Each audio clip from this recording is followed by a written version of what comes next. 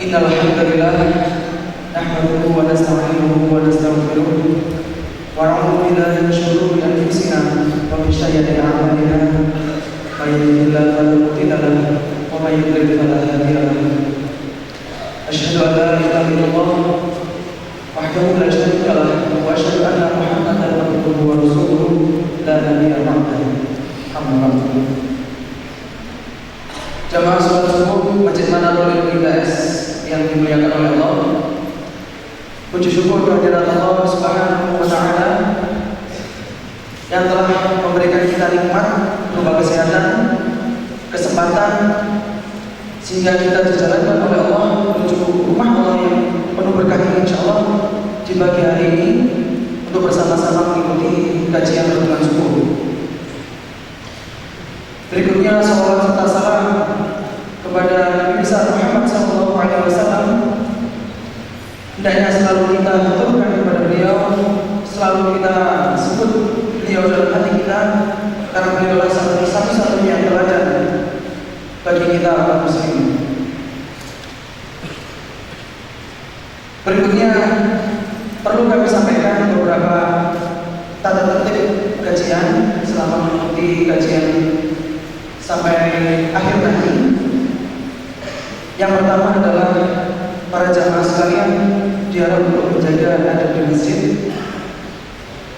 Kemudian bagi yang membawa alat komunikasi berupa HP, mohon di silent atau dimatikan. Berikutnya adalah lembar pertanyaan bagi yang ingin bertanya. Nanti harap dikumpulkan di panitia yang memakai data khusus untuk nanti dibacakan.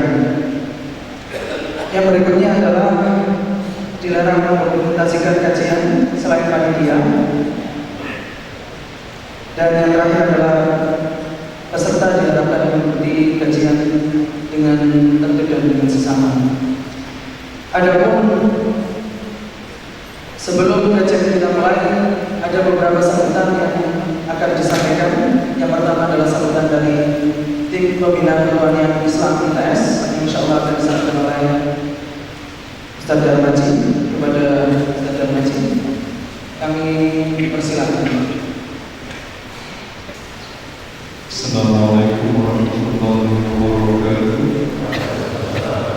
Bismillahirrahmanirrahim. Alhamdulillahirabbil alamin. Allahumma shalli wa sallim ala sayyidina Muhammadin al-fatih lima ughliqa wal khatimi lima sabaqa an-nasir wal hadi ila siratal mustaqim sallallahu alaihi wa ala alihi wa sahbihi wa Bapak Rektor yang saya hormati, Bapak Risa Sadiq Bersama yang saya hormati, hadirin semuanya jemaah syukur pagi hari ini di mana IDS yang mudah-mudahan senantiasa dimuliakan Allah Subhanahu wa taala. Tidak bisa tidak bahwa pagi ini harus kita maknai sebagai majelis taklim di mana mencari ilmu adalah kewajiban yang melekat dalam diri kita masing-masing. Dari sejak kita dilahirkan sampai kelak kita kembali ke alam barzakh. Mencari ilmu ada di beragam tempat dengan beragam metode dan salah satunya adalah pada pagi hari ini. Oleh karenanya adalah hal yang sangat baik manakala kita mendiami majelis taklim pada pagi hari ini dengan kesungguhan. Dan mudah-mudahan ilmu pada pagi hari ini menjadi bagian dari dasar kita untuk melakukan aktivitas keseharian di hari-hari berikutnya. Kemudian yang kedua, marilah kita bersama-sama membaca suratul Fatihah. Mudah-mudahan acara pada pagi hari ini berjalan lancar sampai akhir. Lebih dari itu, mudah-mudahan Allah membuka pintu ilmu kita yang dengannya ilmu yang kita dapatkan bisa tertanam di hati dan kemudian berbuah menjadi akhlakul karimah dalam kehidupan kita sehari-hari. Ila hadhihi al-Fatihah. A'udzu billahi minasyaitonir rajim. Bismillahirrahmanirrahim. Alhamdulillahirabbil alamin.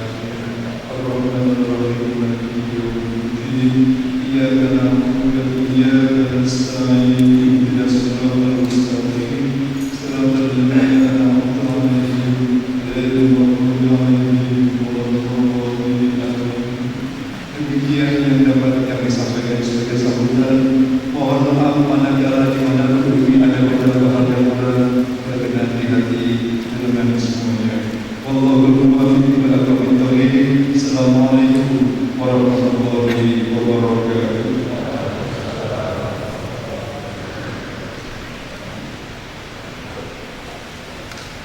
Terima kasih kepada Gubernur Haji selaku Ketua Tim Pembina Muhammadiyah Islam ITS. Berikutnya adalah sambutan dari Bapak Rektor ITS. Langsung saja kepada Bapak Profesor Jamil Rahman yang bersilakan.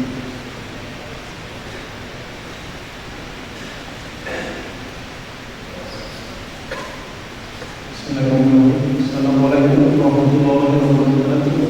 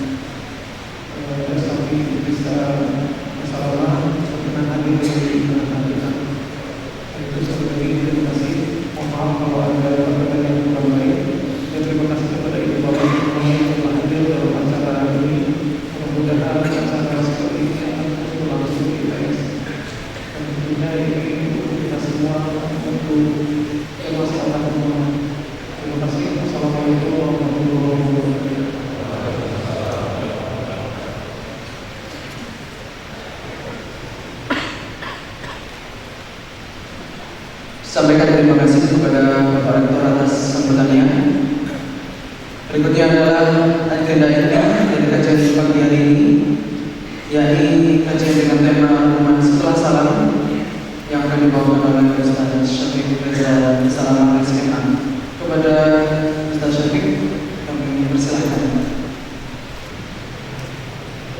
Bismillahirrahmanirrahim. Saya Bapak Rektor IPS Alhamdulillah dan yang saya hormati para jemaah sekalian. Assalamualaikum warahmatullahi wabarakatuh.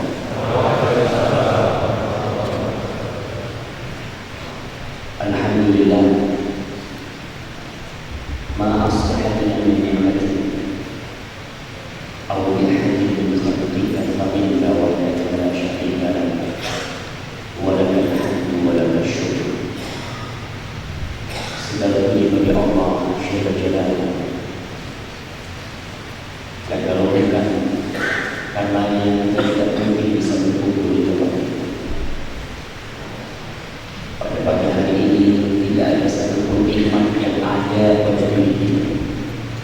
ada pada orang tua kita, ada pada anak-anak kita, ada pada seluruh makhluk yang ada di muka bumi ini. Melainkan nikmat itu adalah murni pemberian Allah SWT. Maka dia yang pantas untuk dipuja, yang layak untuk disyukuri, melainkan hanya Dia semata. Terkadang kita merasa sudah berbuat baik. Terkadang kita melihat diri kita telah melakukan suatu kebaikan, baik untuk diri kita maupun untuk orang lain. Namun kalau kita berpikir kembali, iman itu pada hakikatnya pemberian Allah SWT. Maka tidak sah sholat seorang hamba, tidak sah, tidak diterima oleh Allah tanpa dia mengatakan Alhamdulillah. Allahumma salli wa sallim wa zid wa barik wa an'im ala habibika al-mustafa wa nabiyyika al-mujtaba nabiyyina sayyidina Muhammad. Ya Allah, semoga salawat, semoga salam, berkah dan nikmat-Mu senantiasa tercurahkan untuk hamba berkasih, untuk manusia termulia yang pernah Allah ciptakan di muka bumi ini, untuk manusia terindah yang pernah menginjakkan kakinya di muka bumi, untuk manusia yang paling dicintai oleh Rabbul Alamin, untuk Nabi kita Muhammad sallallahu alaihi wasallam. Semoga salawat itu bersama untuk keluarga beliau, untuk istri-istri beliau yang mereka dipilih oleh Allah untuk mendampingi Nabi sallallahu alaihi wasallam dalam suka dan duka. Mereka dipilih oleh Allah untuk menyampaikan apa yang terjadi dalam rumah Rasul sallallahu alaihi wasallam kepada umat manusia. Apapun yang terjadi di dalam rumah Aisyah, di dalam rumah Hafsah, di dalam rumah Ummu Salamah, itu mereka ceritakan kepada para sahabat. Dan kita pun sampai hari ini kita tahu apa yang dikerjakan oleh Rasulullah SAW di dalam rumah. Dan semoga salawat itu bersambung untuk putra putri beliau, untuk cucu-cucu beliau, dan untuk seluruh sahabat Nabi yang Allah telah ridha kepada. Allah itu telah meridhai para sahabat yang mereka merupakan pembawa tongkat estafet setelah wafatnya Rasulullah. Allah berfirman, laqad radiyallahu 'anil mu'minin idh yubay'unaka tahta asy-syajarah fa'alima ma fi qulubihim fa'anzala as-sakinata 'alaihim wa athabahum fathan qariba. Allah telah ridha kepada orang-orang yang beriman, di mana mereka telah membaiat Rasulullah SAW di bawah pohon. Kapan kejadian itu? Kejadian itu pada tahun ke-6 Hijriah.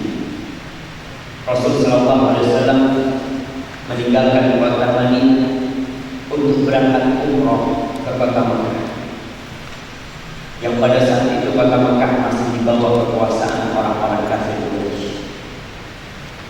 Dalam perjalanan itu ternyata 1.400 orang dari sahabat Nabi dilarang masuk ke kota Mekah. Akhirnya terjadi perjanjian. Sebelum perjanjian terjadi, ada sebuah peristiwa yang Allah ceritakan dalam Al-Quran. Peristiwa Bai'ah yang dikenal dengan Bai'atul Ridwan, yang kejadiannya di sebuah daerah bernama Hudaybiyah. Di situ Rasul sallallahu alaihi wasallam membaiat semua sahabatnya. Disebut baiat itu bai'atun 'alal maut, baiat siap mati. Karena ada informasi bahwa Utsman bin Affan radhiyallahu ta'ala dibunuh oleh orang-orang kafir. Kalau informasi itu benar, maka para sahabat harus siap untuk mati. Maka Rasul SAW membaiat para sahabat, semuanya berbaiat. 1.400 orang ya, kecuali satu orang dari kaum Nabi. Di antara yang berbaiat adalah Abu Bakar Siddiq, Umar bin Khattab. Karena baiat itu terjadi untuk Utsman.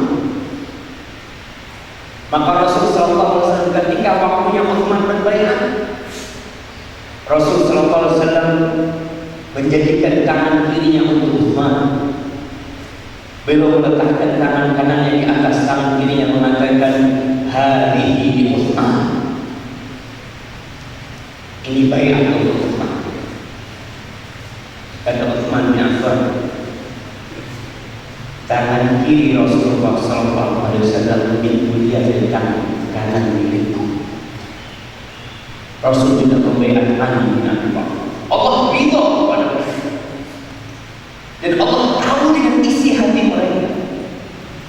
Apakah pantas kemudian muncul sebagai manusia yang mencela sahabat-sahabat Rasul SAW, orang-orang yang tidak turun dalam menyampaikan syariat Allah, lalu mencela Abu Bakar, mencela Umar, mencela Utsman, mencela Ali bin Abi Thalib radhiyallahu ta'ala anhu. Ingat para jamaah, Allah telah ridha.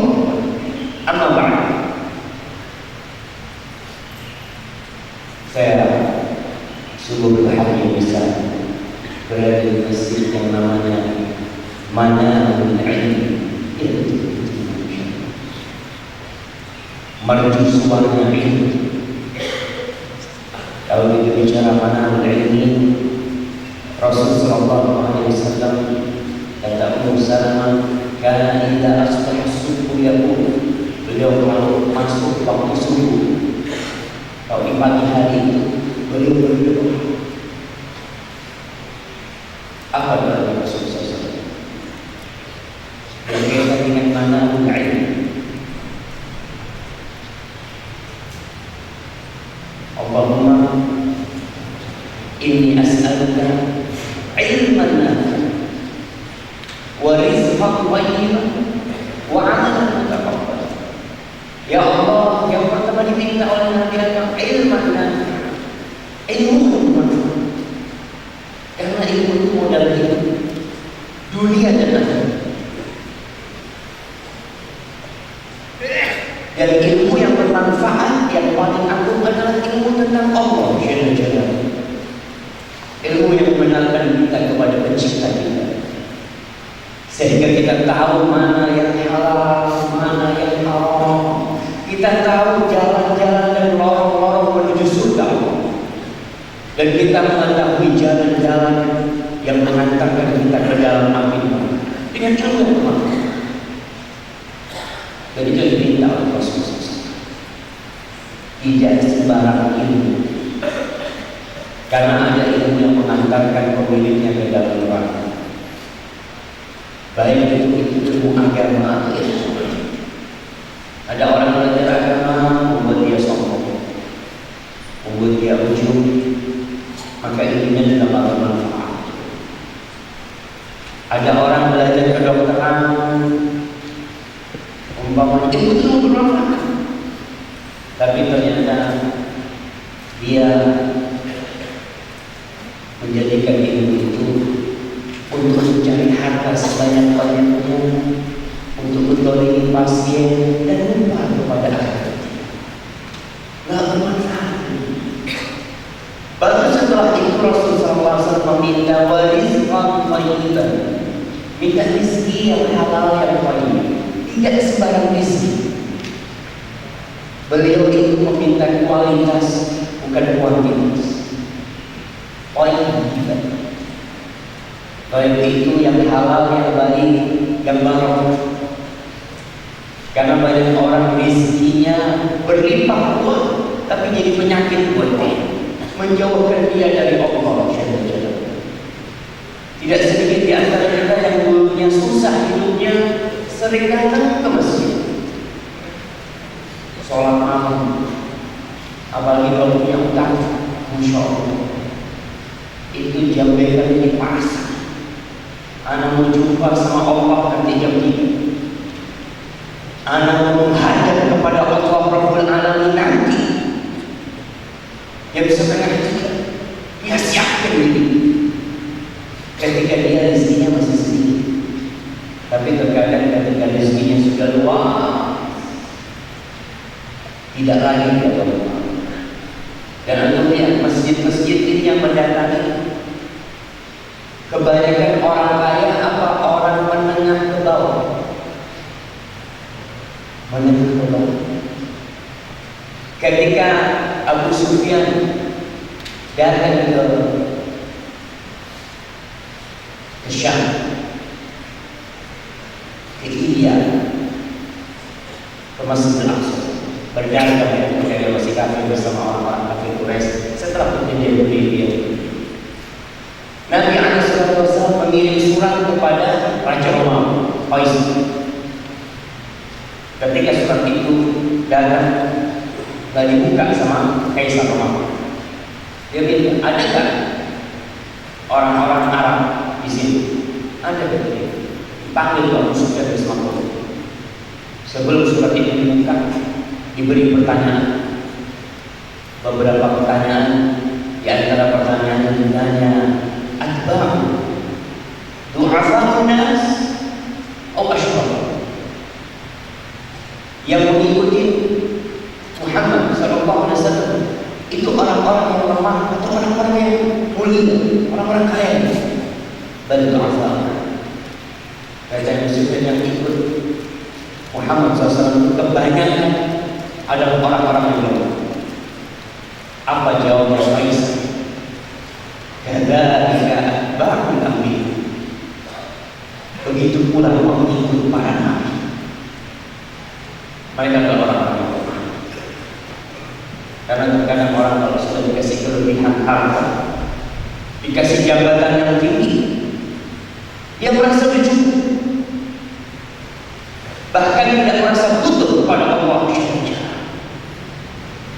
Seakan-akan dia bisa hidup dengan harta yang dia kumpul. Wa idh bikulli humazatin lumazah alladhi jama'a malahu wa 'addada. Ada orang yang suka mengumpat, suka mencerna. Siapa mereka yang suka mengumpulkan harta dan suka menghitung itu?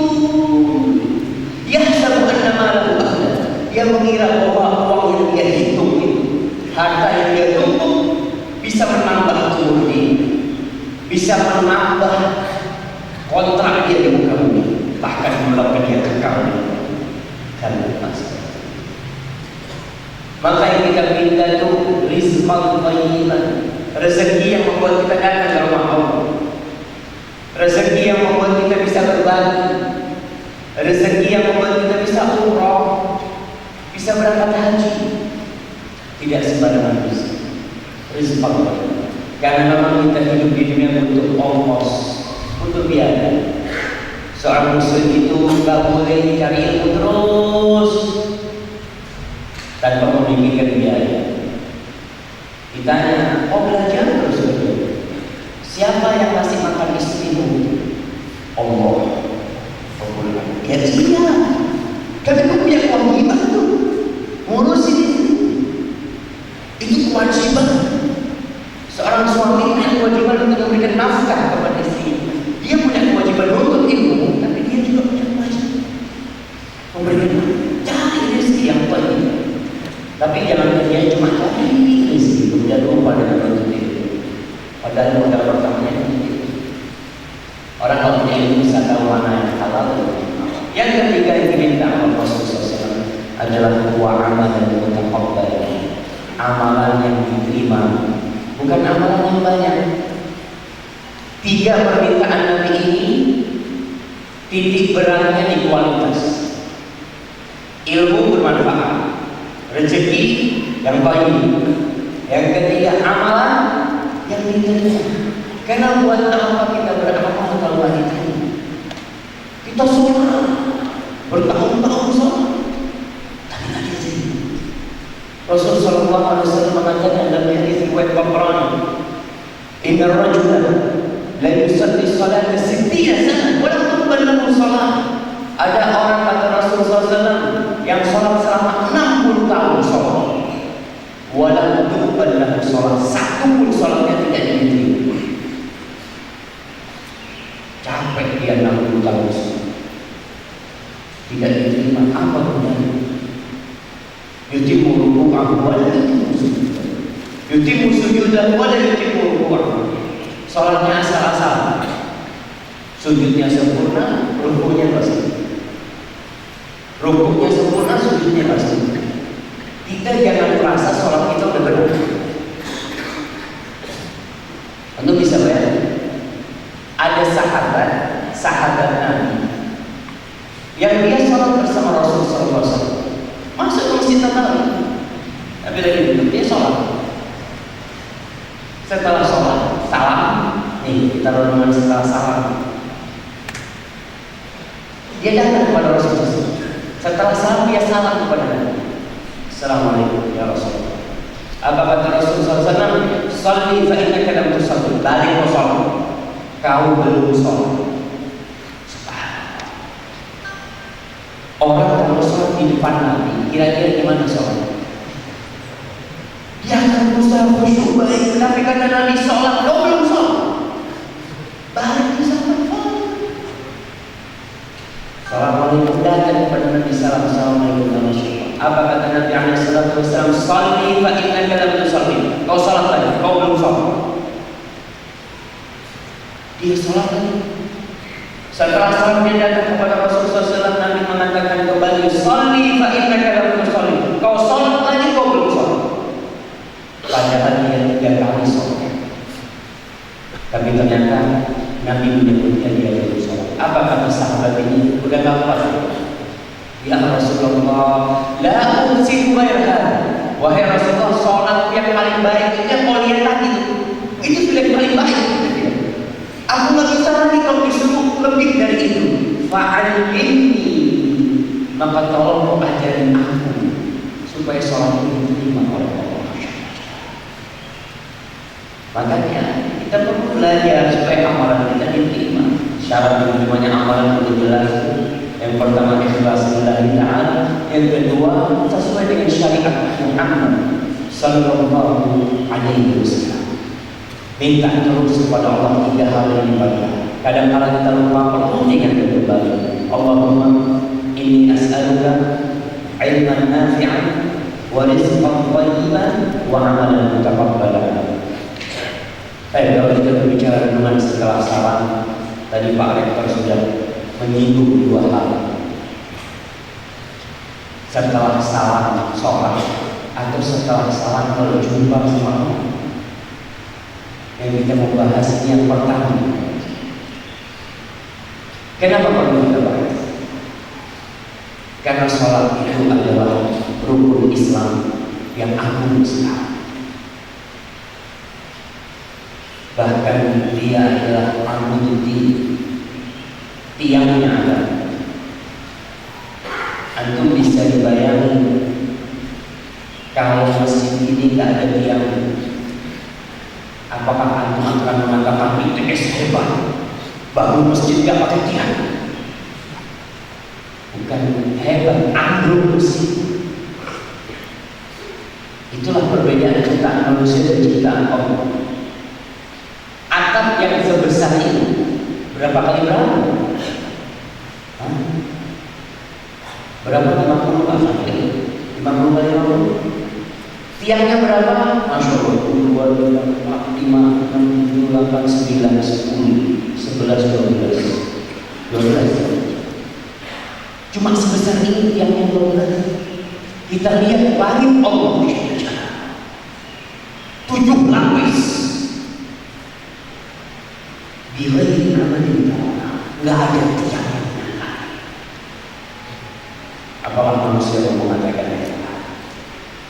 Begitu pula dengan sholat. Sholat itu adalah wa'anuhu, sholat tiangnya itu sholat. Kalau nggak ada sholat, Islamnya seseorang diragukan. Muslim, nah muslim. Karena sekarang ada generasi-generasi yang malu untuk mengatakan anak muslim. Ya, Karena anak sholat ya pantas memang. Karena seorang muslim itu sholat. Dan awal yang dihisab pada di hari kiamat nanti apa? Sholat. Bukan kita hanya ingin belajar di mana, karena di ITS saja. Nggak ada pertanyaan. Yang pertama ditanyakan adalah sholat, dihisab. In sholat sholatu sholat wasailu amal. Kalau sholatnya benar, insya Allah yang lainnya benar. Nih, orang itu tidak dari sholat Ustaz, tapi ada orang sholat Ustaz, namun akhlaknya buruk. Kalau berbakti sama orang itu sholat apa di masjid, perlu dipertanyakan sholatnya benar enggak? Karena bukan hanya sekadar sholat. Orang yang sholat masuk neraka, iya. Jelas Allah mengatakan fawailun lil musallin, celaka orang-orang yang sholat. Masuk neraka bukan? Orang tidak boleh celaka karena sholatnya nggak benar sholat, tapi sholatnya nggak benar, nggak khusyuk. Kemudian sholat itu juga nur, cahaya. Apalagi kayak antum yang datang ke masjid di waktu subuh. Kenapa para jemaah siap meninggalkan tempat tidur?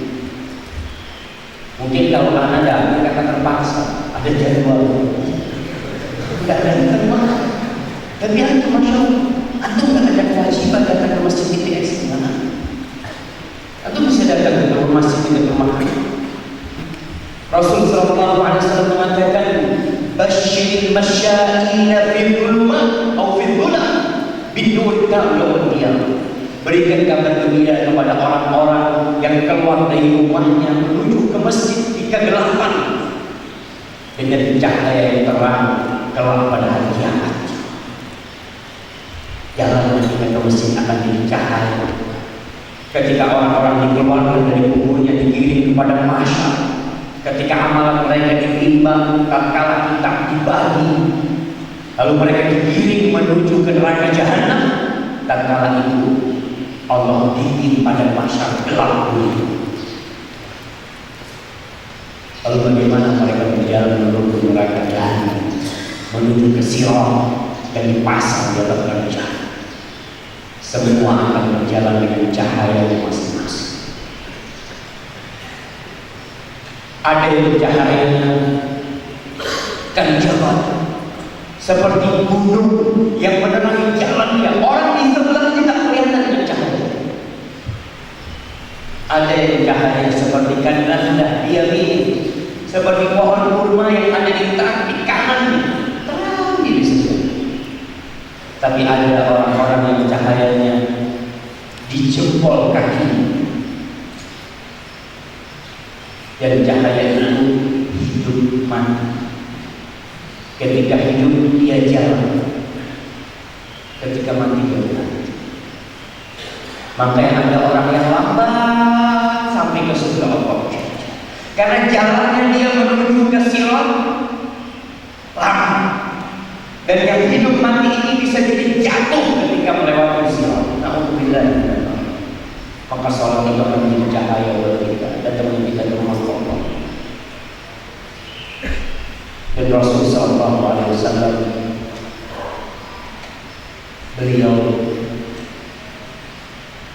ketika susah, ketika galau hidupnya, beliau kadang-kadang galau. Indah dari Allah ada pada kadang-kadang hati ini merasa gimana. Terus larinya kemana Rasulullah? Duduk-duduk sama sahabat ke kafe. Orang-orang sekarang kalau teman kita dari sana ke tempat-tempat maksiat.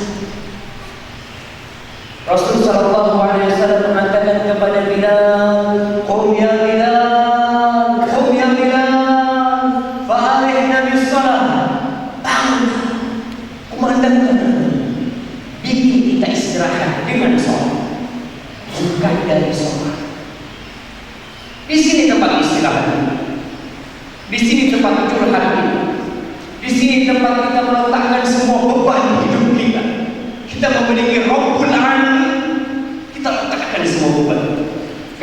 Allahu Akbar, selesai. Kau punya permasalahan, kecil permasalahan. Karena kau memiliki Allah Rabbul Alamin. Kemudian kalau kita bicara tentang sholat itu, dari awal takbir, baca doa istiftah, kemudian ta'awudz, kemudian baca Al-Fatihah, baca surah, Allahu Akbar, kita ruku, sami Allahu liman hamidah, kita bangun, ruku lahu subhanallah. Di semua bacaan sholat itu ada kelezatan sebenarnya. Tapi kebanyakan di antara kita masih menjadikan sholat itu beban. Sebagian orang yang bekerja, ketika ada dikumandangkan, belum siap meninggalkan tempat kerja. Apalagi di pasar yang punya toko, ketika ada dikumandangkan, dia ada dua pilihan: tetap jualan atau sholat. Mana yang kita pilih? Jualan.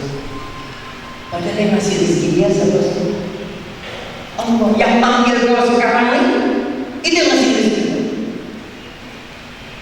Kita kalau kerja di perusahaan, lagi enak kerja, lagi enak nih, masya Allah. Tahu-tahu dipanggil sama bos, berani kita ngomong sama bos, bos maaf, saya lagi ada kerjaan.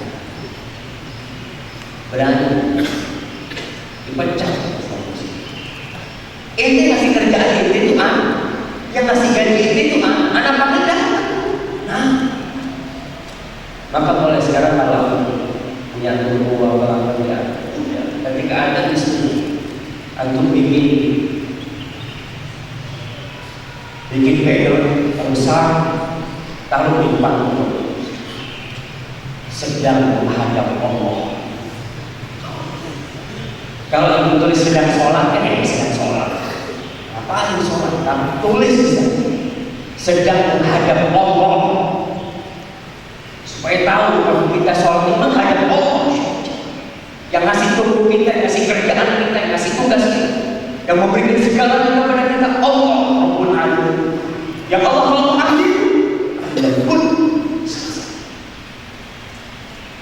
sampai selesai sholat, kita mengucapkan Assalamualaikum warahmatullahi wabarakatuh. Assalamualaikum. Selesai sholat. Setelah itu apa? Astagfirullah. Subhanallah. Emangnya kau habis berbuat dosa? Baca istighfar. Kita tahu bahwa istighfar adalah bacaan yang dibaca kalau seorang berbuat dosa. Dia minta ampun. Tapi ternyata habis sholat yang dibaca oleh Rasulullah Sallallahu Alaihi Wasallam adalah Astaghfirullah. Yastaghfirullah thalathan. Beliau beristighfar 3 kali. Bagaimana baca istighfar beliau? Yang paling pendek astagfirullah. Itu yang paling pendek. Tapi yang paling sempurna disebutkan oleh sebagian ulama astagfirullah wa atubu ilaih. Karena memang tidak ada satu hadis yang menyebutkan bagaimana bentuk istighfar Rasulullah. Ada perkataan Auza'i dalam hadis riwayat Muslim, hadis Thauban Maula Rasulullah sallallahu alaihi wasallam. Kata Thauban, kana Rasulullah sallallahu alaihi wasallam idza sharafa min salatihi istaghfara thalathan. Rasul sallallahu alaihi wasallam kalau selesai salat, beliau beristighfar 3 kali. Lalu wa qala Allahumma antas salam wa minkas salam tabarakta dzal jalali wal ikram tabarakta ya dzal jalali wal ikram. Qala al-Walid faqultu lil Auza'i, Walid mengatakan, aku berkata kepada Auza'i, kaifal istighfar? Bagaimana modelnya istighfar? Kata Auza'i, astagfirullah. Beliau menjelaskan bahwasanya istighfar yang paling pendek ya itu sudah termasuk istighfar. beliau tidak menisbatkan ini kepada Rasulullah SAW. Jadi kita tidak istighfar astagfirullah, astagfirullah, astagfirullah, astagfirullahaladzim, astagfirullah wa atubu ilaih. Tapi dikatakan oleh Al-Ghazali patut kita contoh karena dia yang meriwayatkan. Kenapa istighfar? Karena kita tidak tahu salat kita diterima. Ada orang yang salat Masya Allah, ketika dia bertakbir Allah, semua urusan dunia dia tinggal.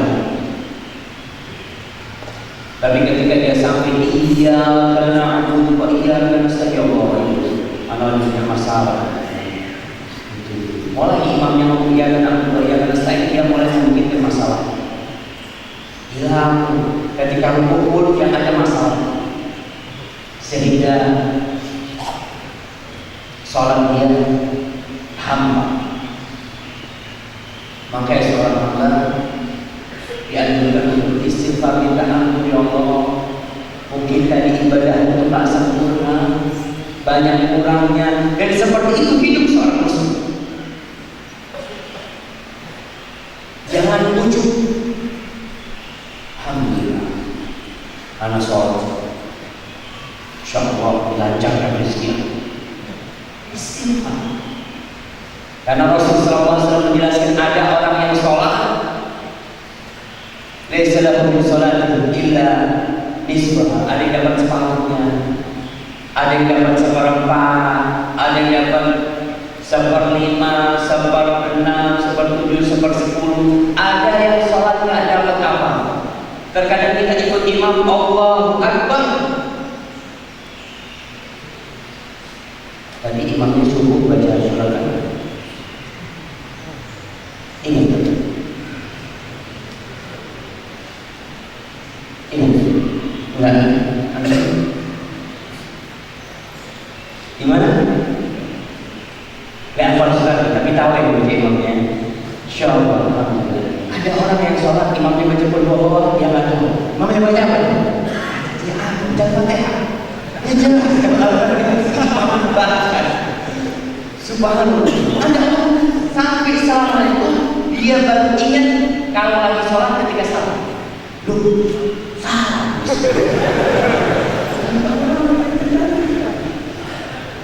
Makanya Allah perintahkan istighfar. Tidak ampun sama Allah. Kemudian kalau kita lihat haji, ibadah haji itu ibadah yang mengumpulkan semua bentuk ibadah, fisik, psikis, dan hati. Fisik harus kuat, mental kita harus kuat, kita meninggalkan keluarga kita, meninggalkan kesibukan kita, semua kita tinggalkan. Anda bisa bayangin orang haji 40 hari meninggalkan pekerjaan, dia tinggalkan keluarganya, dia tinggalkan anaknya, dia cinta, dia tinggal berangkat. Harta, orang kalau berpikir harta sekarang, haji plus itu sekarang 9.500 atau 100, 10.000 US dollar. Berapa juta? 140 juta. Dan itu full ngantri sampai 7 tahun. Yang plus. Kalau kita bicara yang biasa, berapa? 35 juta? 35 juta atau 40 juta? Dan itu ngantri pun berangkat. Dia tinggal dia bayar. Ketika sampai Mekah melaksanakan ritual haji, tarbiyah, kemudian berangkat ke Arafah. Arafah itu al-hajju Arafah. Kata Rasulullah SAW, puncak ibadah haji itu adalah Arafah. Katanya, ini kata Rasulullah SAW, man hajj falam yadri walam yafsuq raja'a kayawm wal. Orang yang haji yang dia tidak melakukan tindakan dosa, tidak melakukan ucapan-ucapan yang kotor, pulang seperti bayi yang berlari. ketika orang dari Padang Arafah menuju ke Musdalifah lalu Mina, Allah mengatakan faida afaqtum min Arafat fadhkurullaha 'inda al-mash'ar wadhkuru kama hadakum wa in kuntum min qablihi lamina dhalin thumma afidu min haitsu afada an-nas wastaghfirullah. Allah mengatakan kalian dari Padang Arafah bertolak seperti orang-orang berangkat. Kemudian dari Musdalifah seperti wastaghfirullah, dan kalian minta ampunlah kepada Allah. Habis dari Arafah yang di situ umat manusia dicuci suruh istighfar. Ada seorang jemaah haji, saya masih ingat, saya jumpa dia di Madinah. Dia tanya, Ustaz Amin ini, kenapa dari Arafah kita disuruh istighfar? Kan kita memang punya dosa. Udah seperti bayi yang berlaku. Kenapa harus minta ampun sama Allah? Siapa yang tahu bahwasanya tadi hatinya bapak yang bapak. Itulah istighfar ini sebagai penyempurna yang kurang dan pelengkapnya sudah sempurna. Istighfar, diperintah istighfar. Rasul sallallahu alaihi wasallam mengatakan, inni la astaghfirullah fil yawm mi'ata marrah. Aku beristighfar kepada Allah sehari 100 kali. Nabi, maka perlu mengkhususkan waktu untuk istighfar 100 kali ya, 100 kali paling sedikit. Nabi itu udah diampuni dosa-dosanya masih istighfar. Apalagi orang lain. Maka selesai sholat ketika istighfar, hadirkan di hati kita rasa takut kepada Allah dan rasa harap. Dengan dua hal ini, insya Allah ibadah kita itu. Kalau orang hanya mengharap saja tanpa ada rasa takut, dia akan meremehkan. Dia akan merasa ibadah dia sudah lengkap, Allah masih menerima. Tapi kalau dia gabungkan antara harap cemas. Nabi Ibrahim alaihissalam selesai bangun Ka'bah, yang dibangun Ka'bah rumah Allah, apa yang beliau baca? Rabbana taqabbal minna innaka antas samiul. Ya Allah, terima dari kami, ya Allah, terimalah dari kami. Innaka antas samiul, Kau Maha mendengar dan Maha. Itu Ka'bah yang dibangun, apalagi amalan-amalan yang lain. Rasul sallallahu alaihi wasallam di akhir hayatnya beliau sering membaca bacaan rukuk dan sujud yang bukan subhana rabbiyal azim dan bukan subhana rabbiyal a'la. Apa yang dibaca? Subhanakallahumma wa bihamdika Allahumma ighfir. Beliau mengamalkan firman Allah yang mana? Idza jaa nasrullahi wal fath wa ra'aitan nasa yadkhuluna fi dinillahi afwaja fasabbih bihamdi rabbika wastaghfir. Fasabbih subhanallah wa bihamdihi subhanallahumma wa bihamdihi wastaghfirhu. Suruh minta ampun sama Allah. Maka Nabi mengatakan Allahumma minta ampun di akhir hayatnya. Setelah sekian tahun berjuang, beliau banyak-banyak istighfar di akhir hayatnya. Setelah meminta istighfar dan membaca apa? Allahumma antas salam wa minkas salam tabaraka ya dzal jalali wal ikram, atau dzal jalali wal ikram. Allah itu as-salam. Apa artinya salam? Salam memiliki dua arti.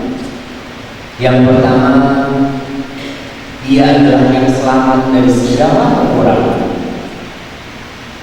Gak ada aib Allah, Tidak ada kekurangan Allah Jalla Jalaluhu.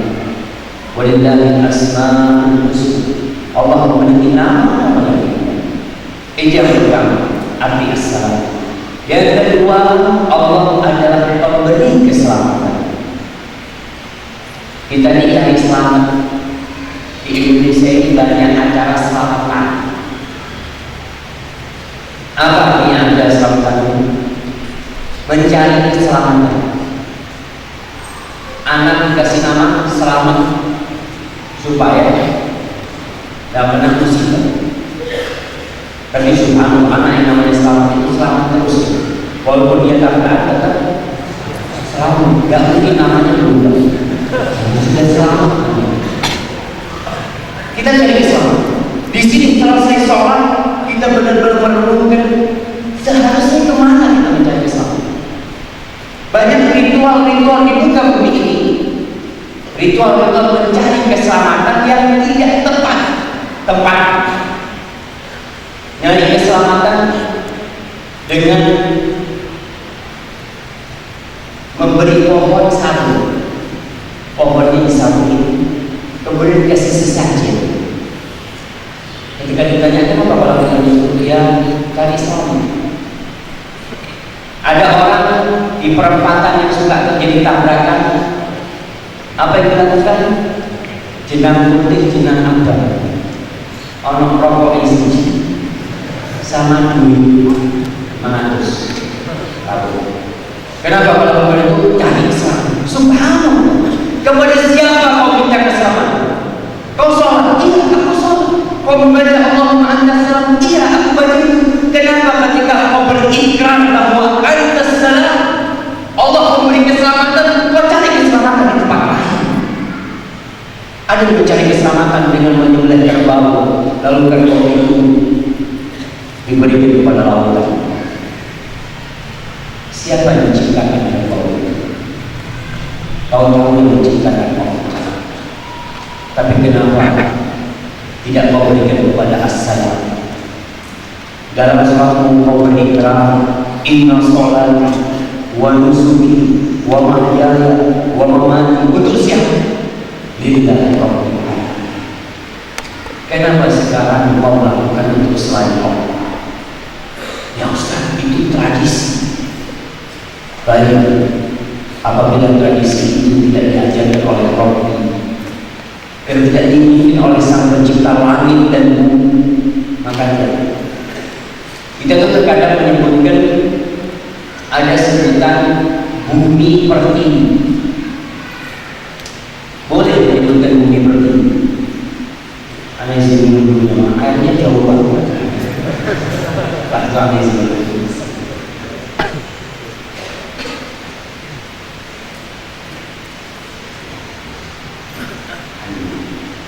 Boleh kita menyebutkan bumi pertiwi. Banyak kita di bumi pertiwi. Kenapa ngomong? Karena pertiwi itu dewi pemilik bumi. Disebut dari ajaran orang-orang Hindu dan Buddha, dewi pemilik bumi. Masa kita ikut mengatakan bumi ini milik pertiwi? Innal awwalina, bumi itu milik Allah. Makanya milik Allah. Kau mau cari keselamatan? Ya minta keselamatan sama Allah. Di rumah cari keselamatan, pasang sesajen jimat-jimat. Kenapa? Kau pasang itu untuk tolak bala. Kadang-kala ada orang yang pakai rompi anti bala dan musibah. Kemarin musimnya cincin akib. Kenapa itu pakai akib? Tambah ganda. Kalau gitu apa? Kalau kita pakai akib kita bakar yang. Tapi enggak. Aku kalau pakai cincin ini orang itu jadi turun sama. Dibacok. Subhanallah. Dari keselamatan dari mana? Dari cincin. Mana yang membaca Allahumma antas salam wa minkas salam? Dari mana keselamatan itu datang? Minka ya Allah, dari engkau ya. Ikrar seorang hamba bahwa semua keselamatan, aku bisa selamat di jalan, aku bisa selamat selamat di rumah, anak-anakmu bisa selamat dalam hidupnya, itu minta dari Tabaraka ya Jalal wal Ikram. Maha suci Engkau, maha berkah Engkau ya Allah. Dan Jalal, Allah yang memiliki keagungan, dengan keagungan itu Dia pantas dikagumi. Wal Ikram, Dia yang memberi, dengan pemberian yang Dia pantas untuk disyukuri.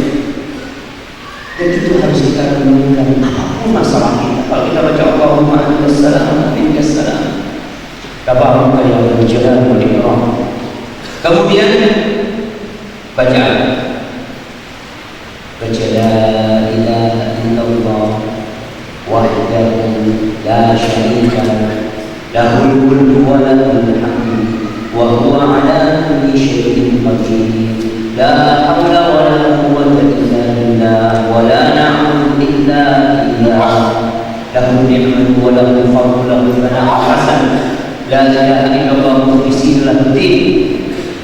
Allahumma la mani lima a'tai wa la mu'tiya lima mana'ta wa la yanfa'u jaddu balik. Dan ada beberapa model bacaan lagi. Kita jangan akan lakukan bacaan. Kita baca la ilaha illallah tauhid. Memulai salat dengan Allahu Akbar, menutup dengan Assalamualaikum, kemudian kita bertauhid kembali. La ilaha illallah, tiada Tuhan yang berhak disembah kecuali hanya Allah. Banyak di muka bumi yang dipertuhankan. Kita lihat tempat-tempat yang diagungkan, dikeramatkan, dijadikan tempat untuk memohon dan meminta. Di Jawa Timur ini tempat mencari kesugihan di mana? Gunung Kabo.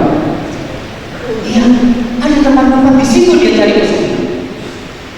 Kepada siapa? Kepada Allah. Ini rumahnya Allah, dia ada jalan. Nggak harus kau ke gunung-gunung itu kalau kau mencari Allah. Allah ada. Bahkan kita memohon kepada Allah, Allah fawqa samawati, Allah di atas langit sana, dan Allah mendengar. La ilaha illallah wahdahu la syarika lah, tidak ada sekutu bagi Allah. Kemudian lahul mulk wa lahul hamd wa huwa ala kulli syai'in qadir. Lahul mulk, Allah yang memiliki. Bagi Allah segala bentuk kepemilikan. Kita jangan merasa punya sesuatu.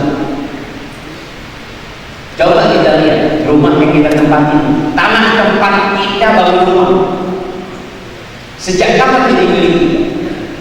Beberapa tahun yang lalu. Sebelumnya milik orang lain. Kemana pemiliknya habis? Punya mana? Negeri kita dulu dipimpin oleh Pak Harto, Soekarno dulu, kemudian Soeharto, kemudian Habibie, kemudian Gus Dur. Kemana Soekarno? Habis, selesai. Soeharto selesai. Mana harta, rumah, Ismail yang dibangun oleh mereka? Habis, mereka nggak punya apa-apa. Lahul mulk, Allah yang memiliki. Mobil kita, rumah kita, sandal kita, antum bisa jadi pulang hilang saja. Bisa jadi. Kadang-kadang orang motornya pulang dari masjid, motornya hilang. Tapi ada doakan mudah-mudahan hilang. Tapi apabila kita ingat apa yang dibaca oleh orang ketika dapat musibah, inna lillah, kami milik Allah, bukan cuma motornya. Rumahnya terbakar yang dibaca inna lillah, bukan nyatakan rumah milik Allah, tidak. Inna, kami milik Allah.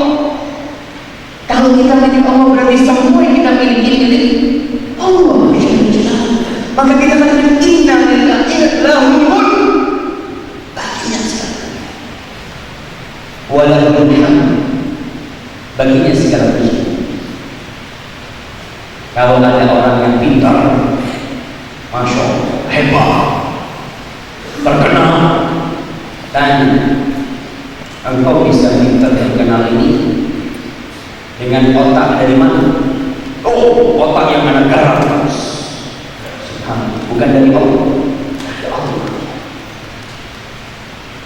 Ketika kau ingin pujian ringan, gak pantas kau dipuji, gak pantas kita disana Allahumma lakal hamd. Bagi Allah segala pujian. Apapun yang kita lakukan itu karena Allah. Kita bisa rukuk, kita bisa sujud karena Allah. Anda bisa ceramah di sini karena Allah. Siapa yang pantas dipuji? Allah. Dia memiliki yang pantas dipuji. Ketika ada orang yang ganteng, Allah ciptakan dia ganteng. Kadang dia sombong, merasa sombong. Dia lupa siapa yang memberi ganteng. Allah.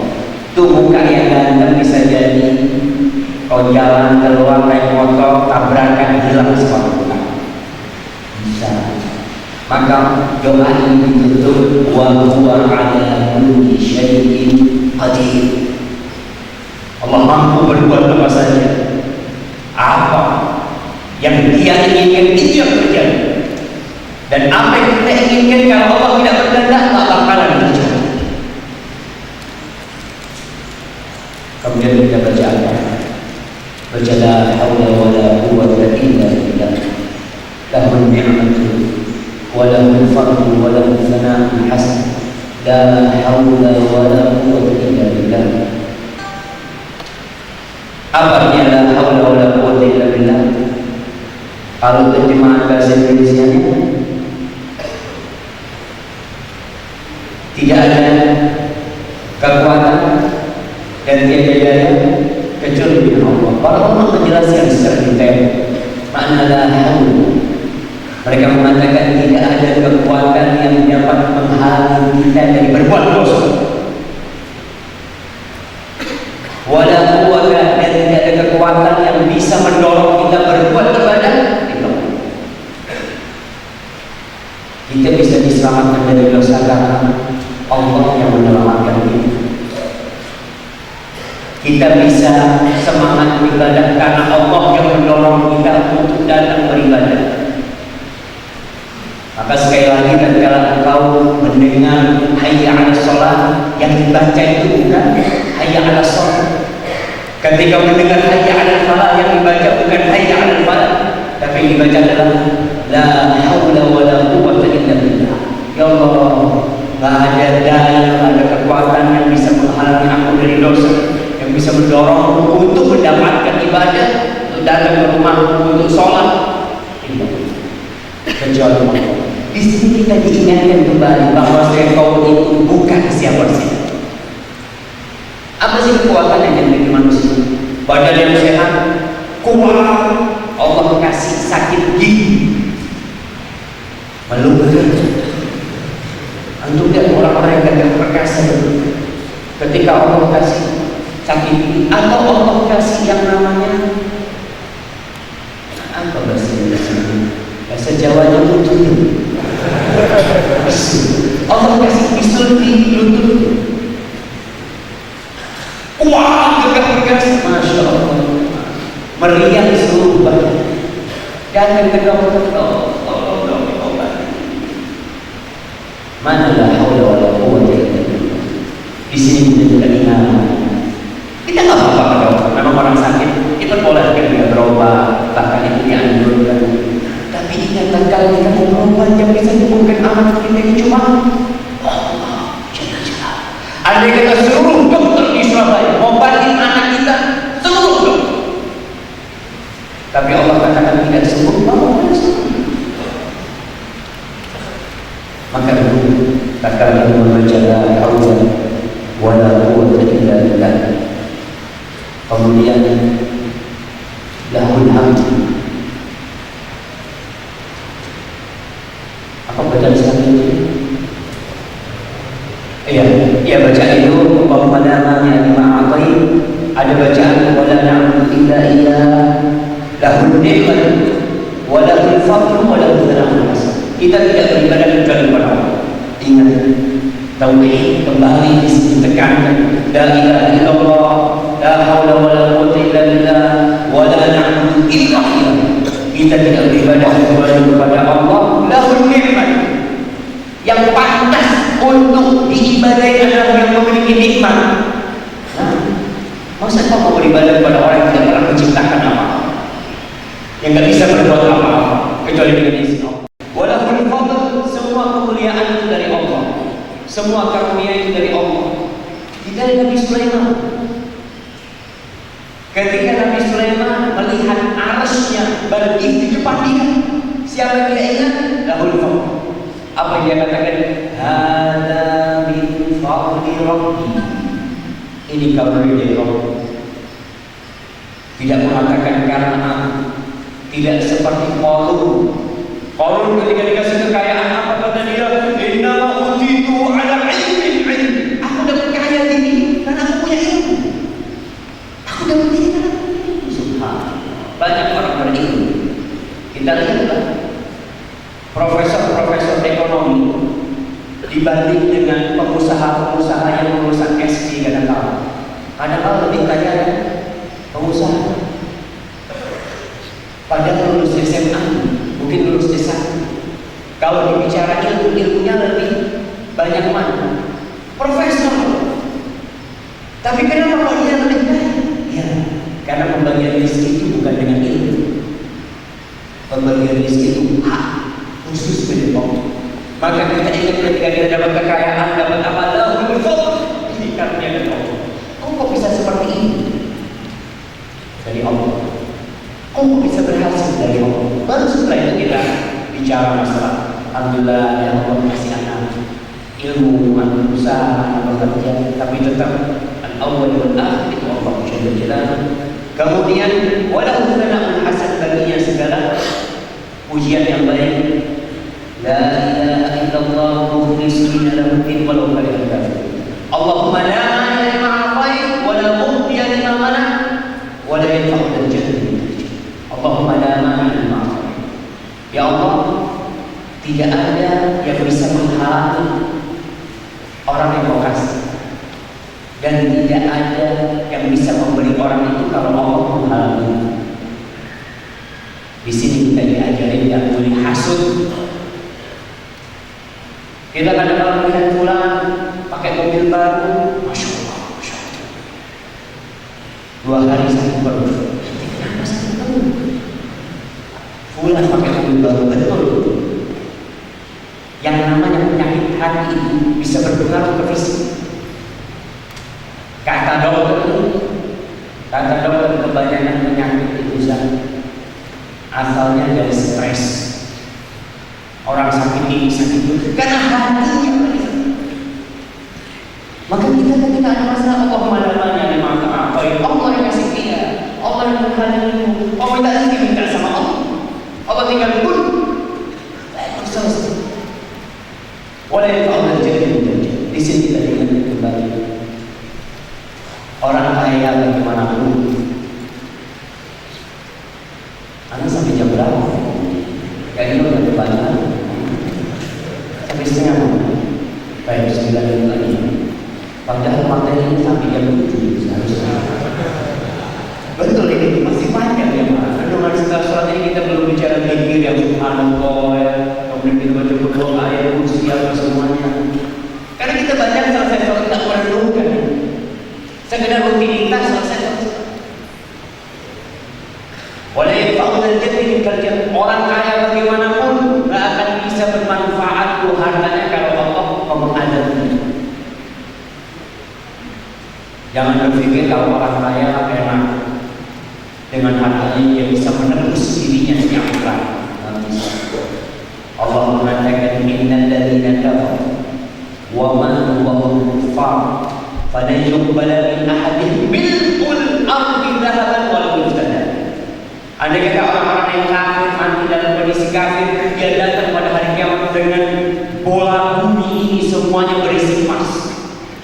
Dia tawarkan kepada Allah, ya Allah, nih untuk menembus dirinya dari api neraka. Matu bila itu, nggak bakal Allah terima. Bola bumi berisi emasnya, nggak akan diterima. Karena bumi ini nggak ada harganya buat Allah. Kalau ingin tahu harga bumi ini, antum ini sekarang musim larung, antum pegang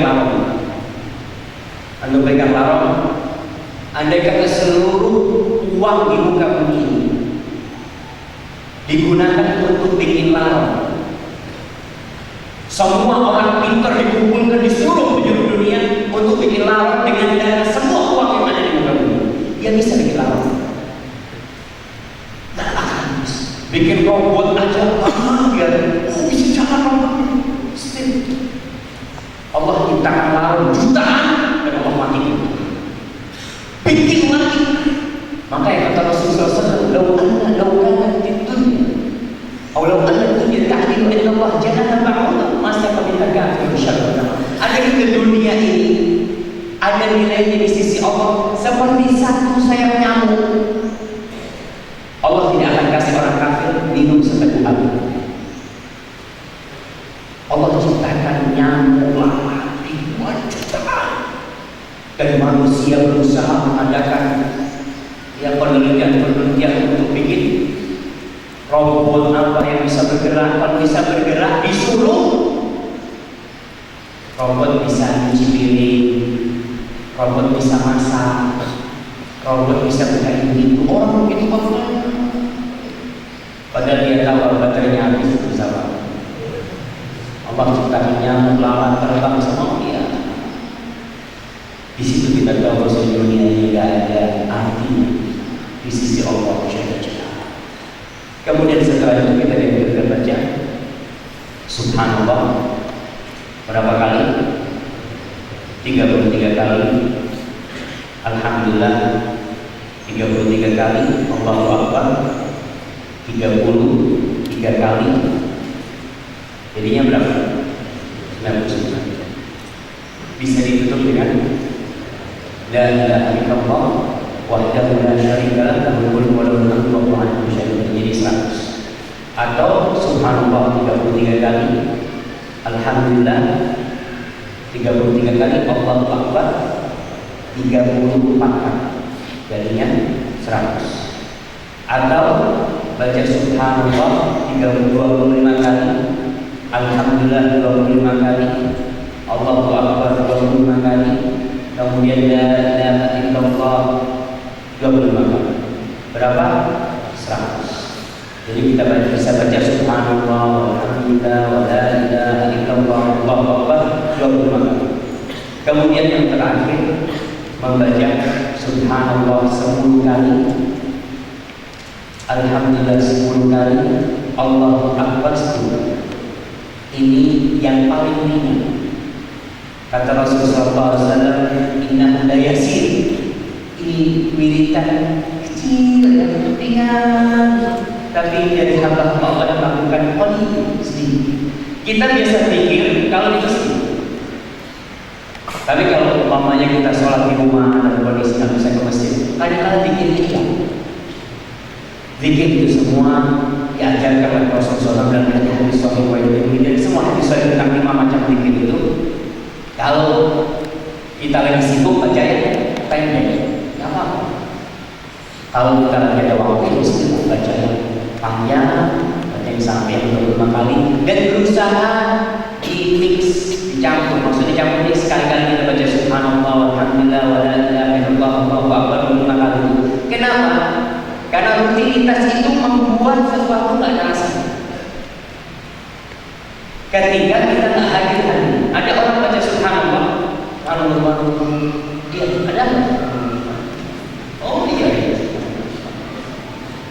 masa bisa? Bisa, makomnya beda. Ya,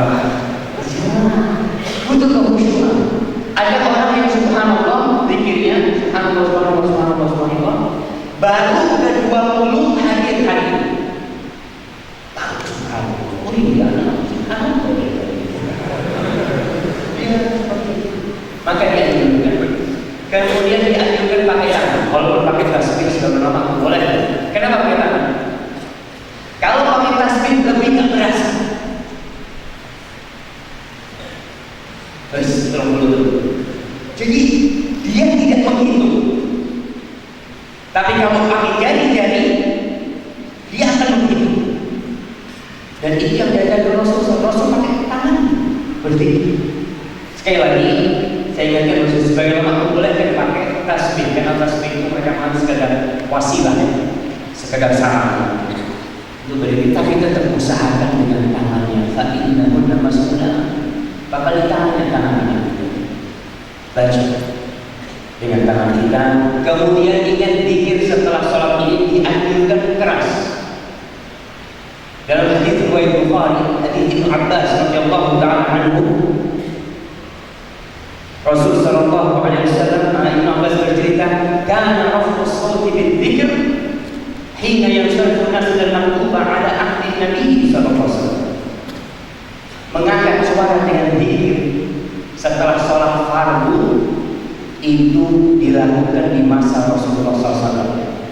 Kata Ibnu Abbas, zikir keras, zikir jahar sama zikir sir. Keras itu artinya dia berusaha dengan suara yang temannya dengar. Walaupun temannya lagi dengar nggak apa-apa, maksudnya, tapi dia berusaha untuk mendengarkan yang bisa. Kalau zikir sir adalah sir yang tidak diperdengar. Namun yang masyhur di 4 mazhab adalah sir setelah sholat. Pendapat yang mengatakan dengan jahar ini pendapat Imam Bukhari, Imam Tabari, Imam Taala, memang sunnah. Jadi orang tahu selesai sholat itu ada suara seperti suara dengungan. Tetap zikirnya sendiri-sendiri, tidak dipimpin. Adapun ketika dia zikir bareng ya, nggak sengaja sama astagfirullahnya sama temannya, ya nggak masalah. Karena zikir yang berjamaah ini ada sedikit mubarak. Yang kita lihat, kadang-kadang orang masuk masjid, imamnya zikir jamaah, dia telat salam 1 rakaat. Ketika dia assalamualaikum, imamnya sudah alhamdulillah zikir, dia langsung alhamdulillah juga. Alhamdulillah, alhamdulillah. Itu pasti istighfar dulu. Allahumma salam sendiri-sendiri. Ketika itu orang benar-benar akan merasakan kenikmatan berzikir kalau zikirnya sesuai dengan yang dianjurkan Rasulullah SAW. Kemudian baik terus. Masih banyak sebenarnya yang perlu dikaji, tapi karena waktunya jam 5.30. Ingat sebelum mana tutup, Rasulullah SAW mengatakan, "Man shallal ghadata fi jamaah." Barang siapa yang sholat subuh berjamaah, thumma qa'ada fi musalla yadhkurullah, kemudian dia duduk di tempat sholatnya berzikir kepada Allah, lalu dia sholat, thumma shalla hatta tasfur asy-syams, sampai matahari terbit, lalu dia sholat 2 rakaat, maka ada pahala haji dan umroh yang sempurna. Maka usahakan sebelum kita meninggalkan masjid ini sholat sunat 2 rakaat yang dikenal dengan sholat syuruk. Kemudian itu sholat duha di awal waktu karena waktunya sudah masuk waktu duha. Ada waktu. Nah,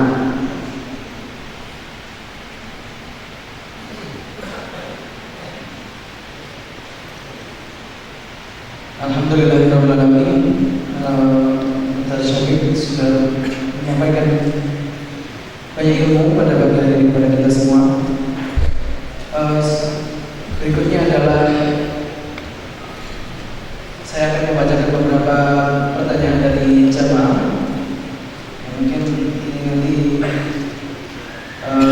satu pertanyaan langsung saja. Bismillahirrahmanirrahim. Pertanyaan yang pertama, Ustaz, apabila seseorang saat sujud berdoa untuk dipenuhi kebutuhan dunianya, apakah hal ini termasuk lalai dalam sholat? Yang kemudian, apakah doa dalam sujud apa boleh disebut sholat? Insyaallah. Ini pertanyaan yang indah sekali berkaitan dengan doa ketika sujud. Kadang-kala orang ketika sujud ingat dengan dunia, meminta urusan dunia kepada Allah Jalla Jalaluhu. Berarti orang yang doa ketika sujud itu dia ingat Allah. Kenapa? Karena dia akan membaca sesuatu yang tidak rutin. Dia bisa baca Subhana Rabbiyal A'la atau Subhana Rabbiyal A'la, tapi ketika itu dia hendak meminta sesuatu kepada Allah.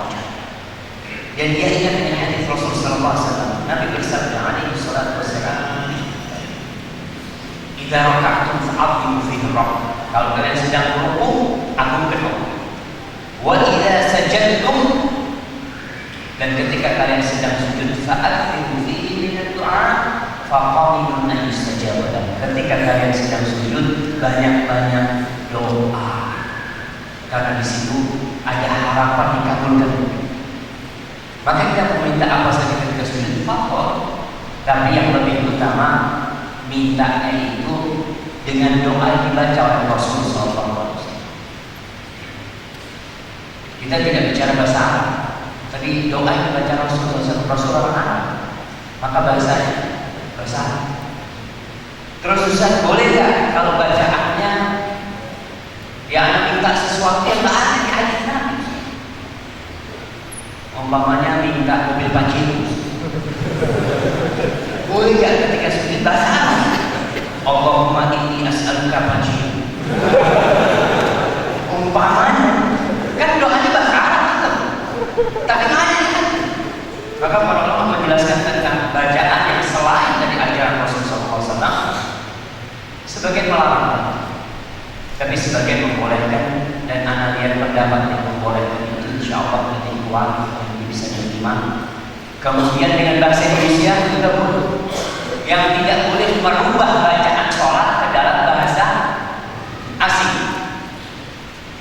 Merubah bacaan sholat, Allahu Akbar diganti Allah Maha Besar, Subhana Rabbiyal Azim diganti Maha Suci. Itu apa?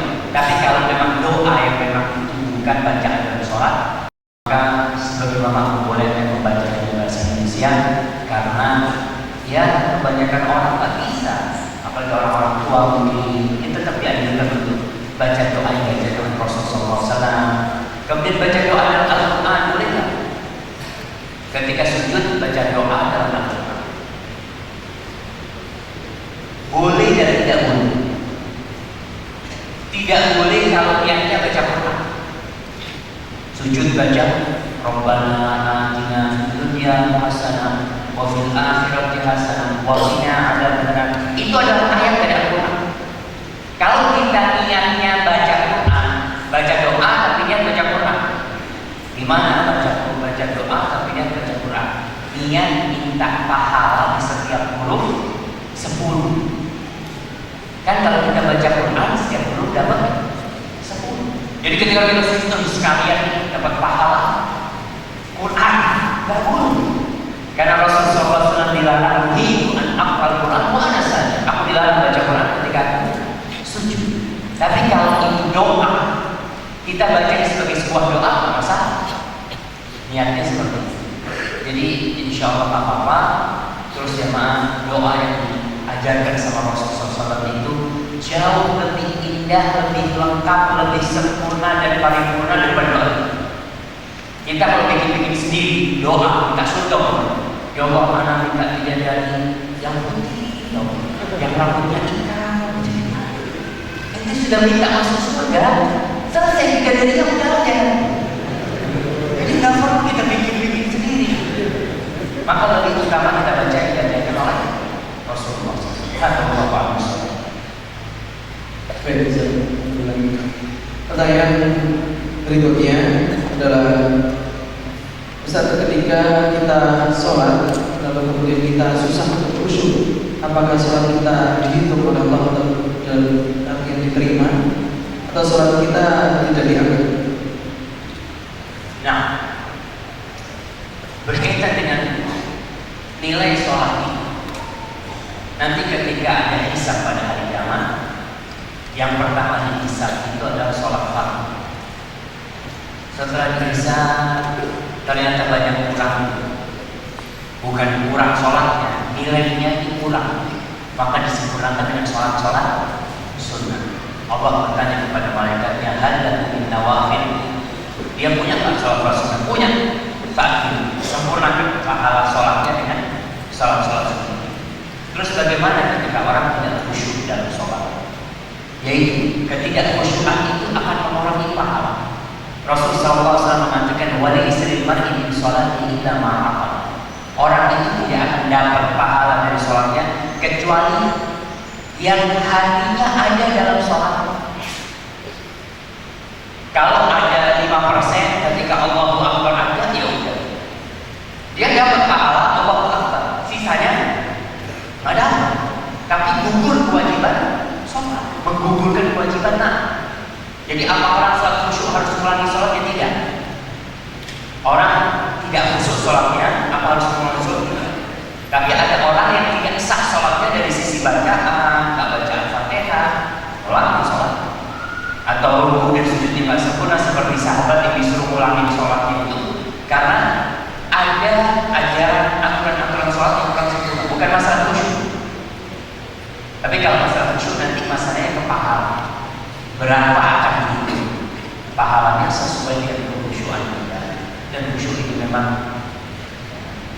sesuatu hal yang perlu diperjuangkan.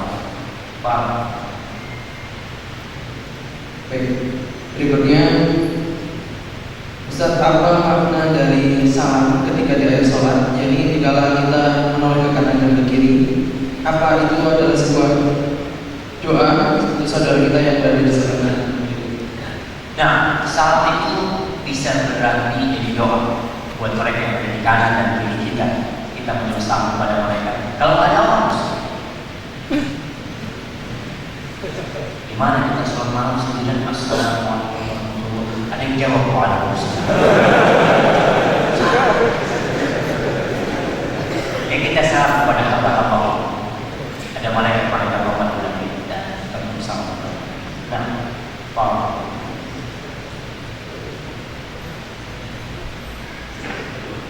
Berikutnya Ustaz, yang ingin saya tanyakan, apakah yang harus kita lakukan apabila mengetahui ada suatu amalan ibadah yang sebelumnya kita tidak tahu, semisal zikir pagi atau sore, adakah kita mengamalkan dulu dalam artian taklid tanpa mengetahui dalil dan lain sebagainya sambil mencari ilmunya, tidak melakukan sebelum mendapatkan dalil?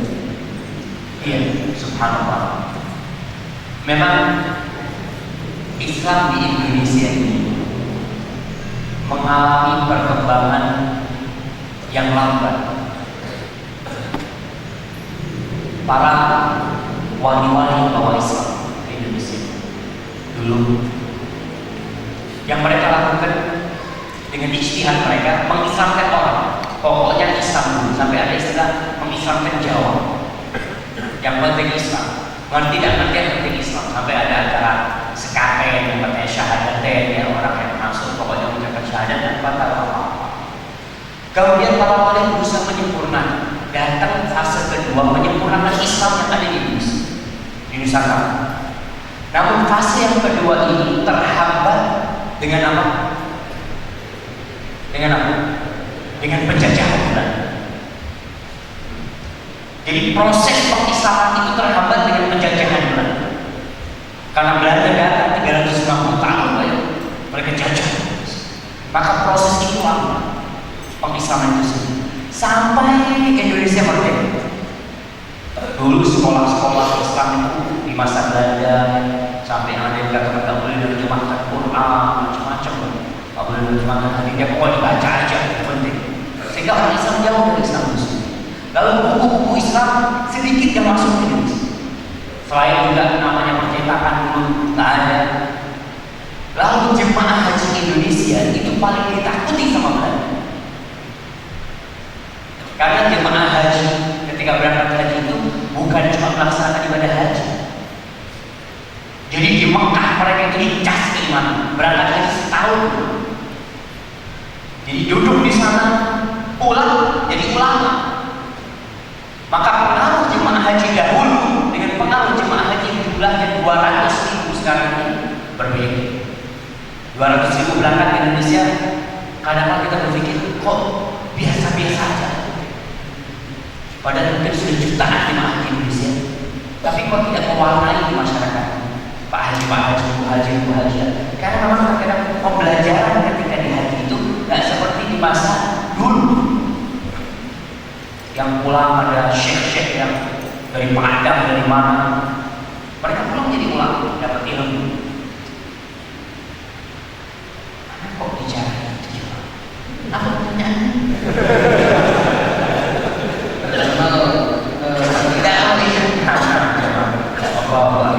Iya. Itu kemudian sampai ke Indonesia, sampai merdeka. Kita bicara merdeka, kita bicara tentang itu. Mulai ilmu-ilmu itu berkembang di Indonesia. Banyak ulama-ulama yang belajar di Timur Tengah, ya. Mereka datang di sini. Kalau kita lihat tahun 80-an ke bawah itu jarang perempuan-perempuan pakai jilbab. Jarang. Mungkin kita tanya sama Pak Rektor atau dari 87, berapa persen pakai jilbab di ITS waktu itu? Dulu tahun 87.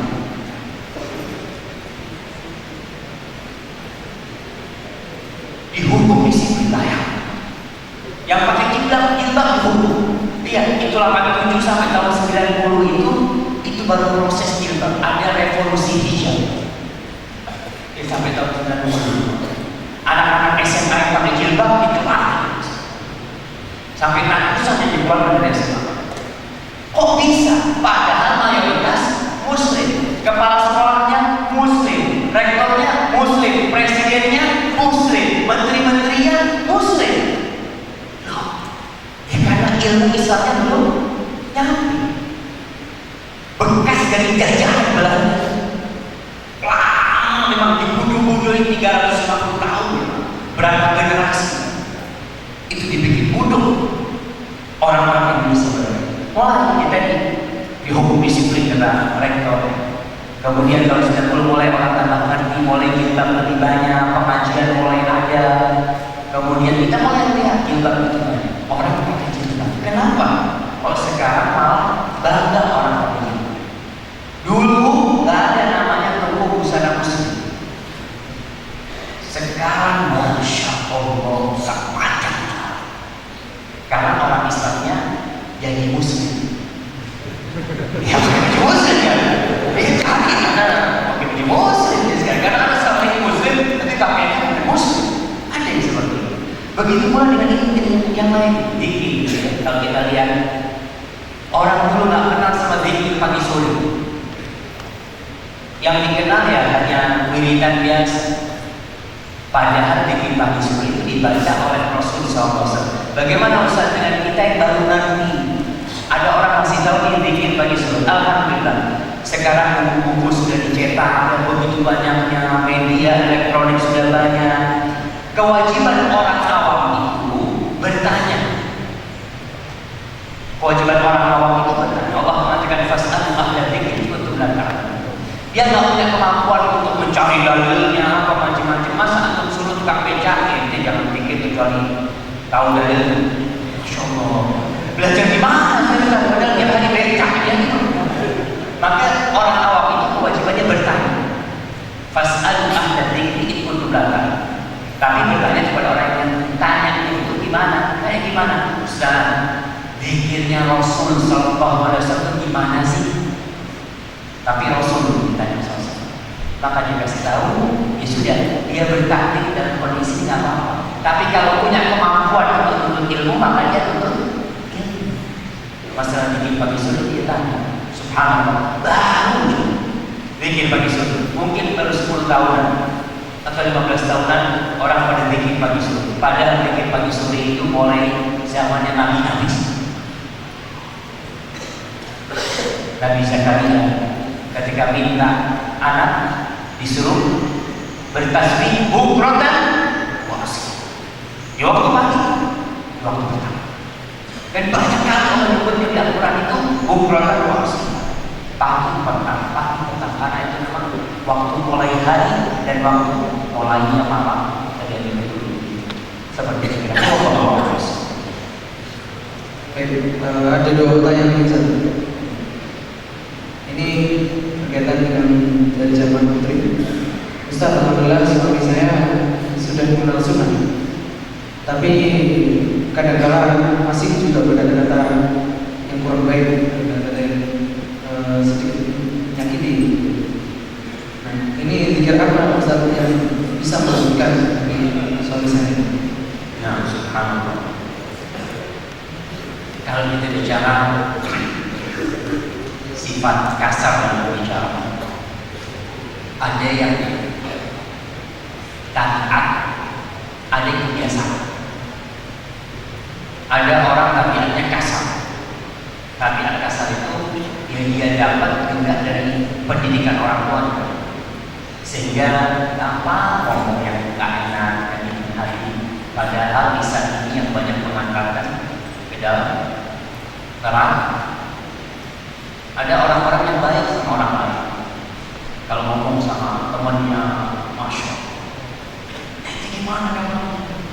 Ahlan wa sahlan. Mana kemana temannya telepon? Itu anak lihat biasanya ketika telepon orang itu ya. Ketika telepon sama sohibnya indah sekali. Ketika yang telepon itu istrinya, wajahnya itu seperti itu. Ya ada apa? Lihatlah.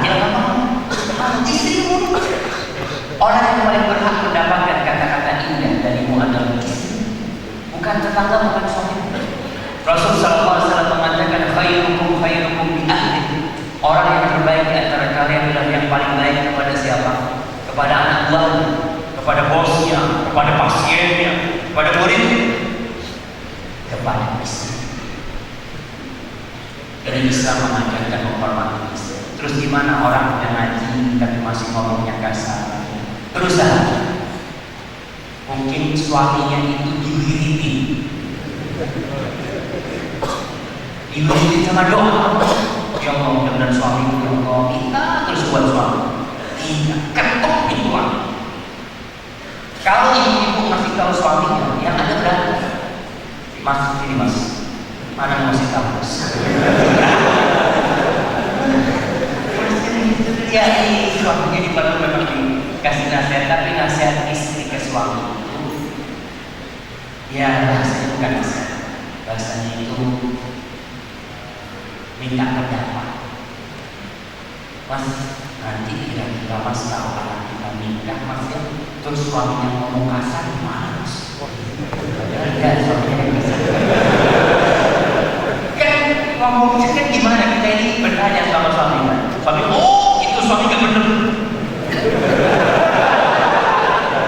Nah, jadi ngomong sama suami itu nggak harus, ya harus pelan-pelan ya, terus berdoa itu namanya ini banyak istighfar sama suaminya. Mudah-mudahan Allah bisa berubah. Allah bisa merubah dengan mudah. Innama amruhu idza arada syai'an ayyaqula lahu kun. Cuma kita doanya kadang-kadang enggak ketol. Nabi Ibrahim berapa tahun berdoa sampai kenyang? Rabbi habli minas sholihin. Berapa tahun ya man? Sampai tua, sampai putih selama itu bersabar. Jadi ibu ini menghadapi suaminya yang kasar bersabar terus suaminya berdoa. Insya Allah Allah mengatakan ud'uuni astajib lakum. Nabi Yakub berapa tahun dia berdoa supaya Yusuf balik, dan dia yakin Yusuf masih hidup 40 tahun sampai buta. Kadang-kadang ada ibu baru 3 tahun nikah, 15 tahun suaminya masih kasar, dan berpikir untuk cerainya, ya nunggu 40 tahun.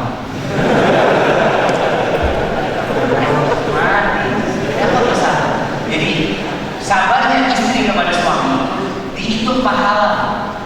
Jadi tidak ada kesabaran yang hilang, nggak terhitung. Memang nggak ada yang tahu kalau kita sabar. Kadang-kadang ada istri itu yang menghadapi suami, tapi Allah tahu. Dan orang yang bersabar innama yuwaffas sabiruna ajrahum bighairi hisab. Sabar itu tidak ada batasan, dan pahala buat orang yang bersabar tidak ada hitungan. Sama seperti itu. Ada beberapa. Baik, Ustaz, pertanyaan terakhir insyaallah. Ustaz, ada yang membaca istighfar hingga ratusan kali ribuan kali. Apa yang seperti ini ada tuntunannya? Nah, berkaitan dengan istighfar atau zikir yang lain. Ada zikir yang muqayyad, artinya terikat dengan waktu, tempat, jumlah. Ada yang seperti itu. Ada zikir yang tidak terikat, bebas. Zikir yang terikat, ya kita sebagai umat Rasul SAW bacalah sesuai dengan yang diajarkan. Tidak usah ditambahin, tidak usah dikurangi. Kalau memang ajarannya seperti itu. Contoh yang terikat ini istighfar halalan. Nabi beristighfar 3 kali selesai sholat.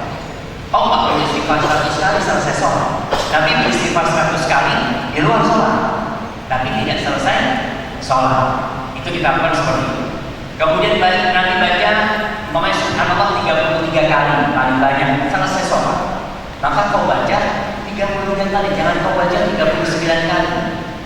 Karena mengatakan kan lebih banyak lebih baik. Nah, untuk hal-hal yang bebas maka lebih banyak lebih baik. Tapi hal-hal yang sudah aturan yang terikat yang tidak baca terikat. Istighfar pun seperti ini. Istighfar di tempat lain bebas. Selesai sholat dulu, Nabi baca apa? Dalam hadis riwayat Nasai, Nabi itu selesai sholat dulu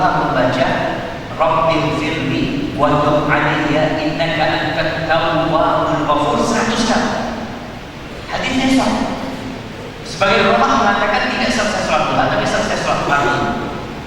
Ada dua pendapat ulama. Tapi kita baca selesai sholat duha ya satu sekali kita baca. Mau di selain itu mau kita mau istighfar 1000 kali, 2000 kali, selesai. Itu diperbolehkan, tapi yang memang waktu-waktunya bebas. Ketika waktunya memang ada tempat khusus bacanya segitu, yang kita baca segitu, mengikuti Rasulullah SAW. Fa'inna khairal hadi hadi Muhammadin SAW, karena sebaik-baiknya petunjuk adalah petunjuk Rasulullah SAW. Hadza wallahu a'lam. Namun kalau kita menentukan, bulan ente pikir, cobalah ente istighfar 1000 kali di waktu itu, jam sekian sampai jam sekian. Ente mati kapan? Ente hidup berdiri. Wah, toh, nah seperti itu lah. Jadi kita, makanya kenapa kita disuruh nuntut ilmu supaya belajar dikirnya nanti yang kayak apa sih? Karena kita ingin amalan mutaqabbalah atau berbuat. Baik, alhamdulillah sisa jawab telah kita lakukan. Bagi jamaah yang ada pertanyaannya yang kami bacakan, silakan untuk mengambil souvenir dari panitia, nanti panitia di luar setelah acara ini. Baik, Ustaz, sebelum kita akhiri, ada baik yang memimpin doa. Nah,